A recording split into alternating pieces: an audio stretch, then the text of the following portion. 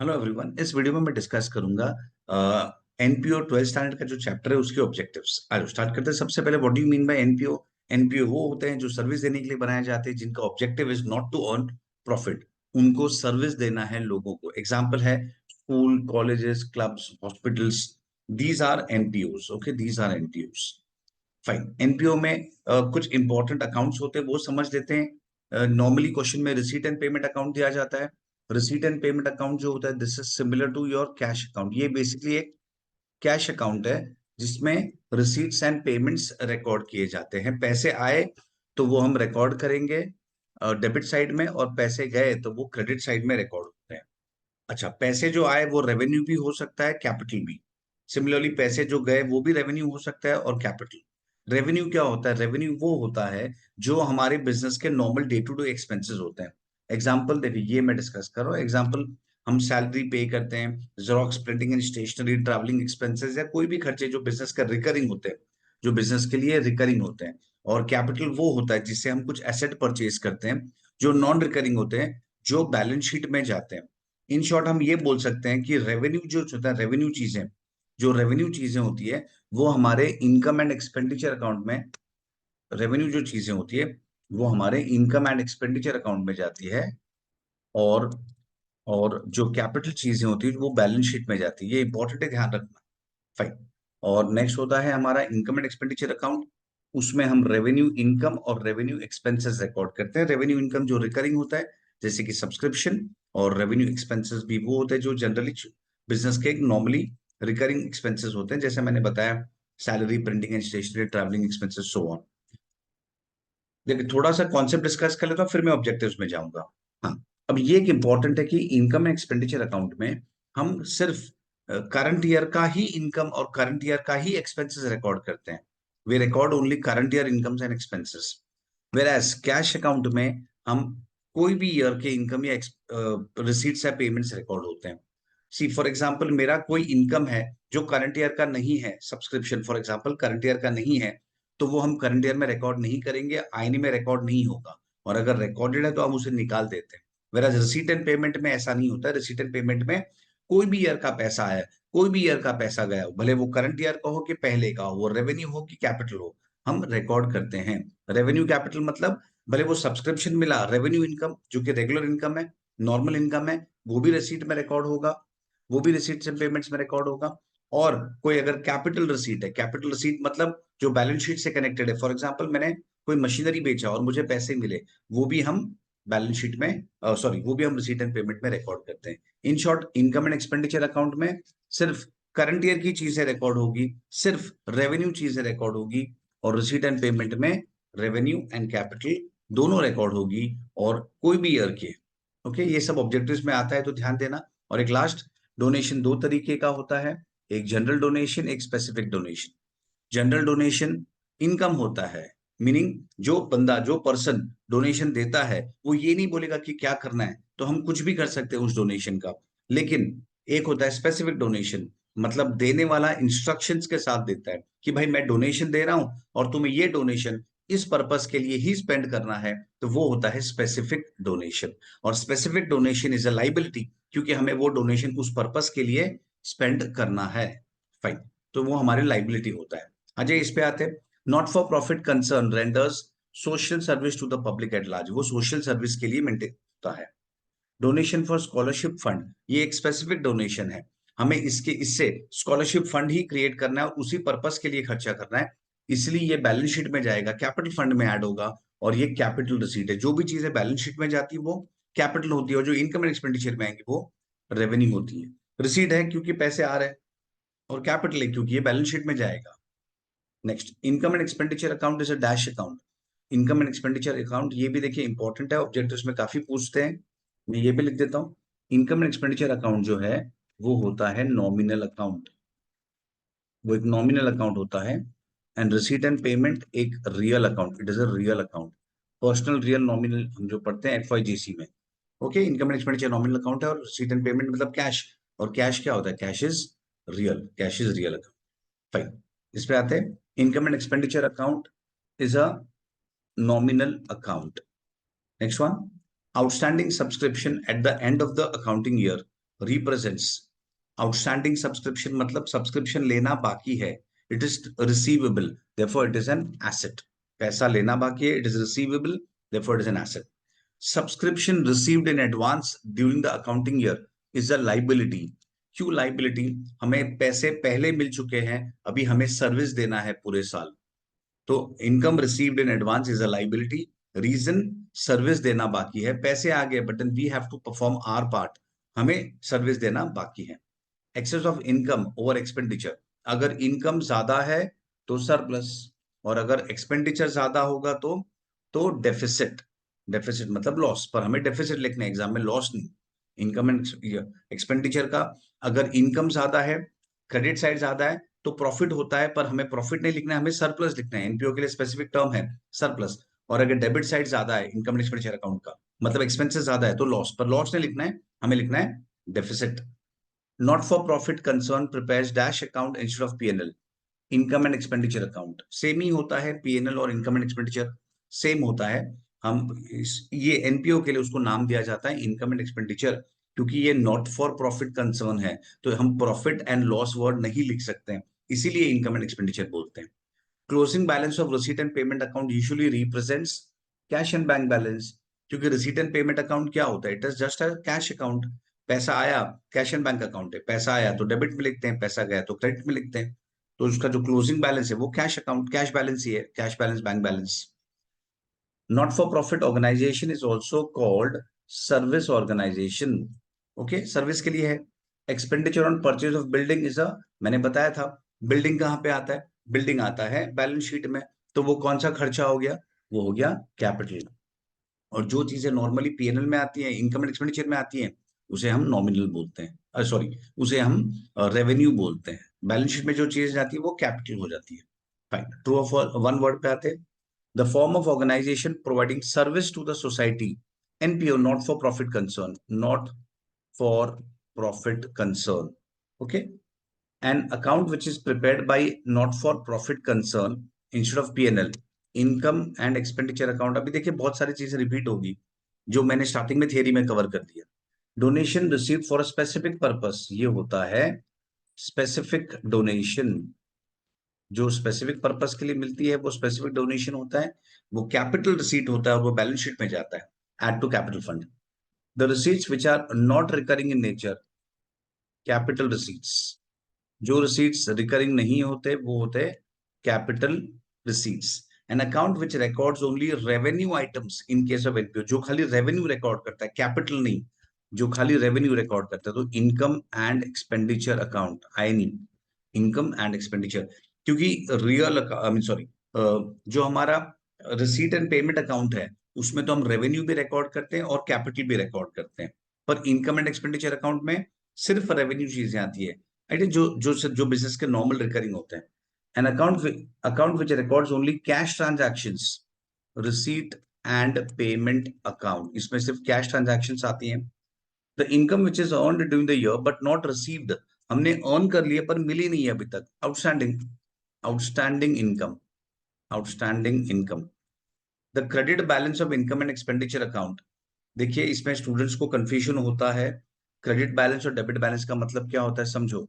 Suppose ये मेरा income and expenditure account है, अगर मेरा क्रेडिट साइड ज्यादा है डेबिट साइड से, तो जो बैलेंस यहाँ पे आता है उसको हम बोलते हैं क्रेडिट बैलेंस। ये आता है डेबिट साइड में पर उसका क्रेडिट साइड ज्यादा होता है, इसीलिए इसे क्रेडिट बैलेंस बोला जाता है। तो क्रेडिट बैलेंस मतलब प्रॉफिट, सरप्लस। ओके, सिमिलरली अगर डेबिट बैलेंस पूछा होगा मतलब डेबिट साइड ज्यादा है, मतलब एक्सपेंडिचर ज्यादा है, तो वो लॉस होगा, मतलब deficit.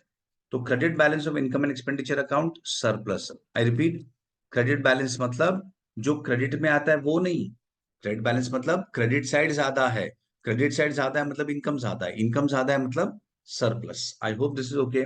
The excess of total asset over liabilities of an NPO, asset और लाइबिलिटीज का डिफरेंस वो होता है capital fund. All such receipts which are non-recurring in nature and not forming part of a regular flow of income, जो non recurring है तो वो होते हैं कैपिटल रिसीट्स, वो होते हैं capital receipts.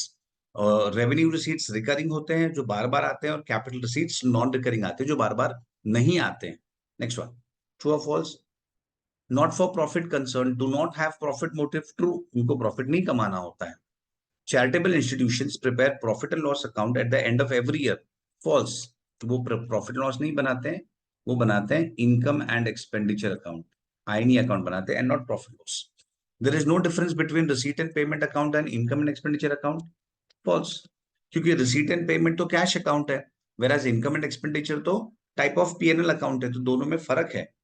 Income and expenditure account represents इधर सरप्लस और deficit. True, income and expenditure से हमें या तो सरप्लस मिलता है या तो डेफिसिट मिलता है।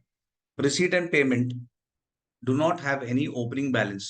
फॉल्स, इसमें ओपनिंग बैलेंस जनरली होता है, क्योंकि ओपनिंग बैलेंस में कैश अकाउंट है तो कुछ तो ओपनिंग बैलेंस होगा, कुछ तो कैश होगा। Not for profit concern do not prepare balance sheet. False, वो लोग बैलेंस शीट बनाते हैं। Purchase of sports equipment is a capital expenditure. True, correct है, क्योंकि देखिए स्पोर्ट्स एक्सपेंडिचर मतलब हमने कुछ एसेट खरीदा तो वो बैलेंस शीट में जाएगा, और जो बैलेंस शीट में जाता है वो हमारा कैपिटल एक्सपेंडिचर होता है। Income and expenditure is a real account. False, वो रियल नहीं होता, वो होता है nominal account. Receipt and payment account contains only transactions relating to current year. देखिए ये इंपॉर्टेंट है, ये पूछ सकते हैं, ध्यान रखना। नहीं, income it is false. Income and expenditure में खाली करंट ईयर के ट्रांजैक्शन आते हैं, वेराज रिसीट एंड पेमेंट में तो कोई भी ईयर का रिसीट हो। फॉर एग्जाम्पल, मैं एनपीओ हूं, मुझे सब्सक्रिप्शन मिला है, तो भले वो करंट ईयर का मिला है कि लास्ट ईयर का मिला है कि नेक्स्ट ईयर का मिला है, कोई भी ईयर का मिला, वो रिसीट एंड पेमेंट अकाउंट में आएगा। Excess of asset over liabilities is called capital fund. तो ट्रू है। What is capital fund? Capital fund is nothing but asset minus liabilities. मतलब सपोज में ये मेरा बैलेंस शीट है और ये असेट है, से असेट है 10 lakhs और लाइबिलिटीज है सपोज 8 lakhs, तो जो 2 lakhs होता है वो हमारा कैपिटल फंड होगा। तो excess of asset over liabilities is capital fund. Normally हम सम्स में ओपनिंग बैलेंस शीट बनाते हैं to find capital fund as a balancing figure. Next one, not for profit organisation never is engaged in dash activity, commercial या profit making activities, commercial activities या profit making भी बोल सकते हैं। Next one, not for profit organisation is called service organisations. ये service देने के लिए, दे are meant to give service. Receipt and payment account falls under the category of real account. ये रियल अकाउंट होता है, और इनकम एंड एक्सपेंडिचर नॉमिनल होता है। In receipt and payment account the summary of cash transactions are recorded. उसमें सब cash के transactions आते हैं। रिसीट एंड पेमेंट अकाउंट का मतलब ही कैश अकाउंट होता है। Income and expenditure account is similar to dash account of trading concern is similar to profit and loss account of trading concern. मतलब जो प्रॉफिट मेकिंग ऑर्गेनाइजेशंस होते हैं, जो trading concern होते हैं, वो क्या बनाते हैं? वो बनाते हैं प्रॉफिट एंड लॉस अकाउंट। और एनपीओ जो होते हैं, नॉन प्रॉफिट ऑर्गेनाइजेशंस, वो क्या बनाते हैं? वो बनाते हैं income and expenditure account. Credit side of receipt and payment shows cash. Credit side में क्या आता है? Cash payments. Receipt and payment account में डेबिट साइड में आते हैं कैश रिसीट्स। जो पैसे मिलेंगे तो रिसीट्स में लिखते हैं, और जो पैसे देते वो हम लिखते हैं पेमेंट्स में। I hope this is okay. Income and expenditure account is a dash account. Income and expenditure account होता है nominal account, nominal. Cash account, receipt and payment होता है real, and income and expenditure होता है nominal account. Next one, Mumbai university prepares dash account instead of profit and loss account. Income and expenditure, क्योंकि ये charitable organisation है। Subscription received from members is considered as revenue receives, क्योंकि वो recurring होता है, बार बार subscription मिलता है। मैंने बताया था, जो इनकम एंड एक्सपेंडिचर में आता है वो रेवेन्यू होता है, जो बैलेंस शीट में जाता है वो कैपिटल होता है, और जो रिकरिंग होते हैं वो रेवेन्यू होते हैं। The transactions recorded in income and expenditure accounts are related only to current year. Income and expenditure में सिर्फ करंट ईयर के ट्रांजैक्शंस आते हैं, करंट ईयर का इनकम एंड करंट ईयर का एक्सपेंसेस। और रिसीट एंड पेमेंट अकाउंट में कोई भी ईयर के ट्रांजैक्शंस आते हैं, करंट ईयर के हो रिसीट, या पहले के हो या नेक्स्ट ईयर के हो। I hope this is okay. Next पे आते हैं। अच्छा, इसको हम not for profit organisation never is engaged in commercial activity पे राइट है, या ट्रेडिंग एक्टिविटी भी लिख सकते हैं, ट्रेडिंग एक्टिविटीज। Okay, fine. चलो नेक्स्ट पे आते हैं। अंशन वन सेंटेंस, वो उसका मैं सेपरेट सोल्यूशन दे दूंगा। इस पे आते हैं। इनकम 10,000 और डेफिसिट 5,000, तो ऑब्वियसली एक्सपेंडिचर 15,000 होगा ना। तो ही तो -5,000 होगा। 10,000 माइनस 15,000 इज -5,000। इनकम 8,000 है और सरप्लस 4,000 है, तो एक्सपेंडिचर 4,000 ही होगा। तो ये तो 8 माइनस 4 इज +4। ओके, देखिए सरप्लस 8,000 है, एक्सपेंडिचर 15,000 है। See in short, income minus expenditure is equal to surplus, या डेफिसिट होगा तो माइनस में लिखना है फिगर, बस सिंपल रूल है। तो ये कितना होगा, ये हो जाएगा हमारा 23,000। 23 माइनस 15 करोगे तो 8,000 आएगा। 7,500 माइनस 9,000 तो 1,500 आएगा, लेकिन डेफिसिट क्योंकि नेगेटिव है। 15,000 माइनस 11,300 तो 3,700 surplus. Okay, I hope this is okay, simple है। Fine, salaries paid during the year, ये जो है ये पेड का कॉलम है। हमने 1100 पे किया, उसमें प्रीपेड 100 है। हमें ये तो ऑब्वियस सबको पता होगा कि जो भी सपोज मैं एक सैलरी बना लिखूंगा इनकम एंड एक्सपेंडिचर में, तो ईयर एंड में जो आउटस्टैंडिंग होते हैं, ईयर एंड में जो आउटस्टैंडिंग होते हैं वो हम ऐड करते हैं, और जो प्रीपेड होते हैं वो हम लेस करते हैं। जो प्रीपेड है वो हम लेस करते हैं। तो ये जो हमें मिलता है, this is expenditure for the year, outer column. In short, ये जो है ना, ये आउटर कॉलम फिगर है।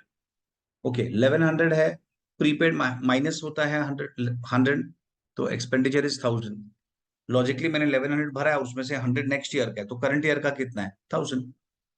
फिर ये 2700 है और ये आउटर कॉलम 2000 है, तो 700 प्रीपेड होगा, तो ये तो माइनस होके 2000 होगा। In short, this column minus this column is equal to this column.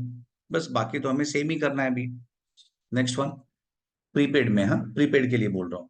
8250 minus something is 6650, तो ये क्या होगा, देखो 8250 में से एक ऐसा फिगर लेस करना है कि 6650 आ जाए, तो 1600। 8250 माइनस 1600 प्रीपेड है ना, तो ये 6650 आ जाएगा। अब ये तीन आउटस्टैंडिंग, आउटस्टैंडिंग के लिए हम क्या करेंगे, आउटस्टैंडिंग के लिए हम ऐड करते हैं ना। ओके, पेमेंट जो भी हम पे करें, मतलब ये कॉलम प्लस ये करेंगे तो ये मिलना चाहिए, बस सिंपल रूल। आउटस्टैंड जो पेमेंट है प्लस आउटस्टैंडिंग करेंगे तो हमें एक्सपेंडिचर यानी क्लोजिंग बैलेंस मिलना चाहिए। तो चलो, तो 1200 है और ये 200 है, तो ये होगा 1400। ओके, ऐड करना है। सिमिलरली ये मिसिंग है क्वेश्चन मार्क, प्लस 600 तो 5100, तो ये होगा 4500, क्योंकि ये प्लस ये करेंगे तो ये आना चाहिए। Similarly next one, 1800 plus something करेंगे तो 2200, तो 400। Okay, next one. अब ये इनकम के एंगल से रेंट रिसीव्ड, इसमें भी सेम होता है, अगर आउटस्टैंडिंग है तो ऐड होता है, और प्रीपेड है, एडवांस इनकम है, आई मीन एडवांस इनकम है तो माइनस होगा। तो देखिए ऊपर का 3 एडवांस है, तो दिस, और एडवांस तो हम माइनस कर देते, दिस माइनस दिस करेंगे तो ये आना चाहिए। ओके, तो फर्स्ट में 1300 है, उसमें से 200 एडवांस है प्रीपेड टाइप्स, तो उसे हम लेस करेंगे। Advance income is next years income, minus करो। यहाँ पे समथिंग माइनस 400, 1800 होना, 1400 होना चाहिए, तो answer is 1800। 2650 minus something should give you 2000, तो ये 650। ओके, इन तीनों के लिए क्या रूल था, जो भी हमारा रिसीट है, जो भी रिसीव्ड हुआ है, minus advance is equal to income. Okay, ये रूल था, इज इक्वल टू इनकम। और ये तीनों अक्रूड है ना, देखिए इसमें अक्रूड है, अक्रूड मतलब आउटस्टैंडिंग, तो रिसीव्ड प्लस आउटस्टैंडिंग करेंगे तो हमें इनकम मिलेगा, received plus outstanding. In short, this plus this करेंगे तो ये आना चाहिए। फाइन, तो 31 ये हो जाएगा हमारा, जैसा 3190 माइनस 290 करना होगा ना, हमें रिवर्स आना है, 2900, तो 2900 प्लस 290 3190 आ जाएगा। ये 1700 plus something should give you 2150, 1700 plus something should give you 2150, तो वो 450। सिमिलरली 2600 प्लस 500 तो 3100 आएगा, 3100 आएगा। फाइन, नेक्स्ट पार्ट पे आते हैं। Next is calculate the following. अच्छा, इस पे आते हैं, कैलकुलेट द फॉलोइंग पे आते हैं। 10% depreciation on furniture 50,000 for 3 months, तो 50,000 पे 10% डेप्रिसिएशन फॉर 3 मंथ्स, तो ये आ जाएगा 1250। 12% per annum interest on bank loan 80,000 for 1 year, पूरे ईयर का कैलकुलेट करना है। तो 80,000 पे 12% दैट इज, और पूरा ईयर है तो 12/12 9,600। Next one, opening stock of stationery 5,000, purchases है, purchases stationery 7,000, outstanding stationery bill 12,000, closing stock 1,000। What is the amount of stationery consumed? देखिए स्टेशनरी का टेबल कैसे होता है, नॉर्मली हमें स्टेशनरी कंज्यूम्ड फाइंड करना है, तो कैसे फाइंड करेंगे? ओपनिंग स्टॉक जो है प्लस उसमें हम जो परचेज करते हैं या जो पेमेंट करते हैं, हम जो भी पेमेंट करते हैं वो हम ऐड करेंगे क्योंकि उतना हमने और खरीदा है, और जो स्टॉक में बच गया है वो हम माइनस करेंगे क्योंकि हमने उतना कंज्यूम नहीं किया है। ओके, तो ओपनिंग स्टॉक ऑफ स्टेशनरी है 5,000, तो ये मेरा ओपनिंग स्टॉक है। परचेज ऑफ स्टेशनरी, एक्चुअली ये परचेज नहीं होना चाहिए, मिस्टेक है यहाँ पे पेमेंट होना चाहिए, पेमेंट। पेमेंट इतना हमने पेमेंट किया है, तो पेमेंट 7,000 है, करंट ईयर परचेज किया और इतना पेमेंट हुआ है 7,000, और आउटस्टैंडिंग स्टेशनरी बिल 12,000 है, क्लोजिंग स्टॉक 1,000। पहले क्लोजिंग स्टॉक ले लेते हैं। अच्छा, और ये आउटस्टैंडिंग स्टेशनरी बिल मतलब उतना हमने और पेमेंट नहीं किया है, उतना पेमेंट नहीं किया है तो वो आउटस्टैंडिंग है जो करंट ईयर का है, इसीलिए ऐड होगा, आउटस्टैंडिंग ऐड होगा क्योंकि वो करंट ईयर का होता है। तो दैट्स इट। तो 5,000 का ओपनिंग स्टॉक था, 7,000 का हमने और पेमेंट किया मतलब परचेज किया, और 12,000 भी हम ऐड करेंगे क्योंकि वो भी परचेज किया है पर पेमेंट नहीं किया है, और एंड में 1,000 रुपीज का बैलेंस है, तो 23,000 का हमारा क्लोजिंग पड़ा है। अच्छा, इसको अगर अदर वे से देखेंगे तो हम ऐसे भी देख सकते हैं, ओपनिंग स्टॉक 5,000 है, परचेस, परचेस कितना किया है मैंने, 7,000 का पेमेंट हुआ है, और 12,000 का पेमेंट नहीं हुआ है, तो टोटल परचेज जो है वो है 19,000, एंड क्लोजिंग स्टॉक है 1,000। तो दिस वे मेरा consumption is 23,000। Next one, salary 10,000, outstanding salary 5,000, calculate the salary to be debited to income and expenditure account, तो 15,000 आउटस्टैंडिंग हम नॉर्मली ऐड करते हैं। Next one, library books opening value missing है, less 10% depreciation 5,000, तो 45,000, तो 50,000 minus 5,000 करेंगे तो 45,000 आता है। Last one, find odd one out, trading account, profit loss account, receipt and payment and balance sheet. तो receipt and payment odd one है, reason, trading PNL और बैलेंस शीट कौन बनाता है? नॉट फॉर, जो प्रॉफिट ऑर्गेनाइजेशन होता है, I mean जो ट्रेडिंग कंसर्न होते हैं वो बनाते हैं। Receipt and payment is for not for profit concern. Machinery, furniture, computer, salaries, तो सैलरीज पीएनएल में आता है, machinery, furniture, computer balance sheet में आता है। सब्सक्रिप्शन इनकम है, इंटरेस्ट रिसीव्ड भी इनकम है, लॉकर रेंट रिसीव्ड भी इनकम है, स्टेशनरी एक्सपेंस है, तो this is odd one. Reliance Industries, Veena Vidya Mandir, Lakshmi hospital, Manoj sports club, तो ये तीनों जो है ये तीनों एनपीओ है। Reliance Industries is trading concern, तो ऑड वन जो है वो रिलायंस इंडस्ट्रीज है। Okay, odd one is Reliance Industries क्योंकि ये एनपीओ नहीं है। Last one, surplus, deficit and capital fund, ये तीनों एनपीओ से कनेक्टेड टर्म है, तो net profit is odd one. Okay, surplus, deficit और कैपिटल फंड ये तीनों एनपीओ में आते हैं, एनपीओ से कनेक्टेड टर्म्स है, net profit is not connected to NPO. That's it. तो ये ओवर हो गया, इससे अभी आप कंटिन्यूसली इसको रिवाइज करो। चलो बाय।